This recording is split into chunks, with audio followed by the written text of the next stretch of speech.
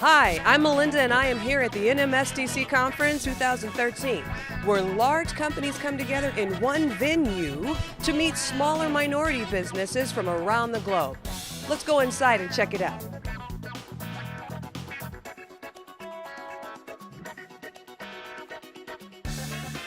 Why this conference? Why do you choose this? Because there are so many other places that you could actually be. You're right. Here.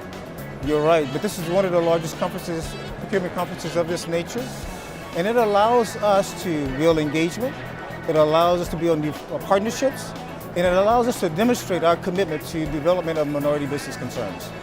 So NMSDC is always a great time for us to network with our supplier diversity community, to network with many of our clients that are also here working with some of the same partners through us or with their own diversity programs, as well as, getting to see the partners themselves and network with them to drive innovation. We see the value of supplier diversity. I've got a true passion for supplier diversity. I'm excited now because now at Nielsen, we've got the opportunity to get out there and to really try to bring more opportunities to minority-owned companies in areas that we represent. So it's been great. I can't complain, and I'm even more so than that. I'm excited about the great opportunities that we have ahead of us. We got a great challenge. The incredible opportunity that's here today, the opportunity to say thank you to my customers that are here, the opportunity to have my customers speak to a potential customer so they could do business with us, which happened out here on the floor today. Did it? Yes, it actually happened. I was engaging with a potential new client and they wanted a reference, and that client was in their booth. And while these two were talking to each other, another client happened to walk up, and the three of them were just discussing my products and services. And you just sat back and went, go ahead. I said, no, really, go ahead. Yeah, exactly. And I thought, what better opportunity? What we're looking at is sustainability. We're going to be about 40% this year of our goods and services, which will be well over $1.5 billion worth of spend with diverse businesses as we move forward. To stay at that level, you need to have companies developed that are doing maybe 4 or 5 million need to get to the $6 to $10 million.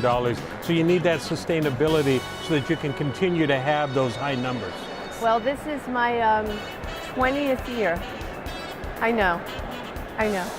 Number one, it gives us contact with the diverse suppliers, with the certified minority businesses that are here.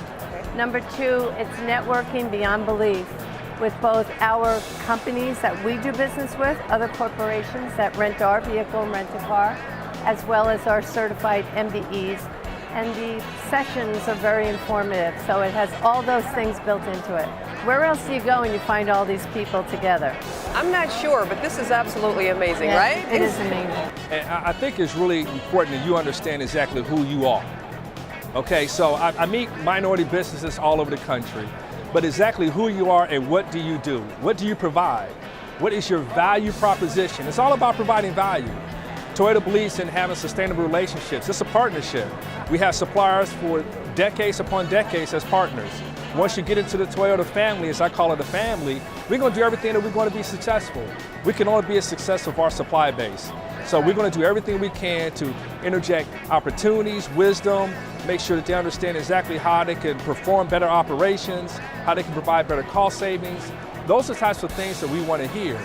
So when you do that, you come to different things like opportunity exchange, you come to some of our executive sessions, you come to different regional events we have called the Power of Getting Connected.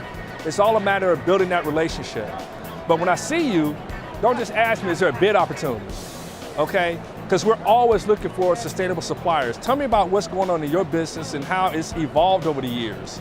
And how, with that evolved, and how it's evolved, how you're able to provide service to us.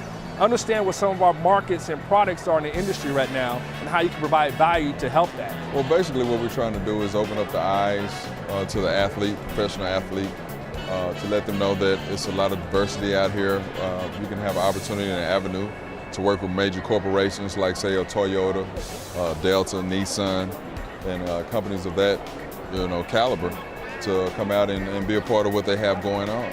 I mean, a lot of times you're just caught up in getting that money guy to handle your money, but you never get a chance to really know or have a hands-on what's really going on in business.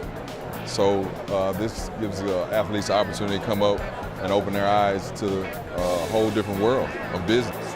If there was something that you wanted to say to a young adult in reference to trying to accomplish a goal in the minority community, what would it be? So there's a lot of things you need to do. One, you need to have 2 years of reserve funds in the bank, first of all.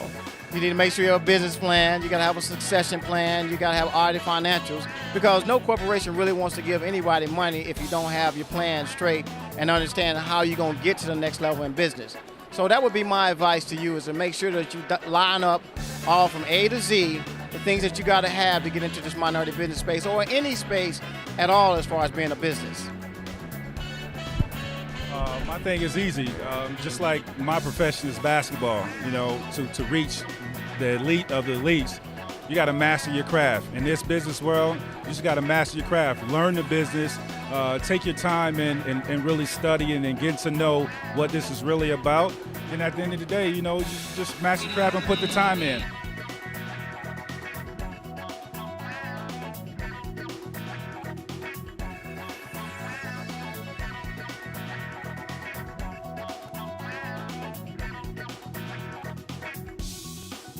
I would just say tap into the people you know and network. Networking is huge.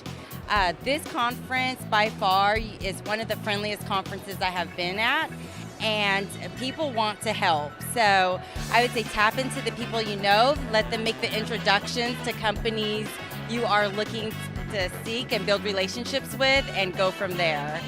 I would say look in your directory book and pick out the companies that best suit your business.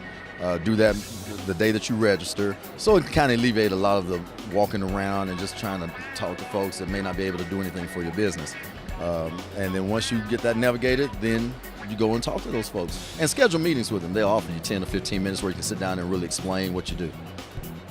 Have a plan. Look at your program book, determine who would be the best fit for you, and go to them first. Make sure you have your questions in order, know that company, know what they do, what they're looking for, and really what differentiates you as an MBE that will say, wow, we need to have further discussions with this particular entrepreneur. Wow, what an amazing conference. MBE Magazine thanks you for joining us, and we're grateful to just be here. But next year's going to be even more exciting. It's our 30th anniversary. We want to share it with you. See you next year.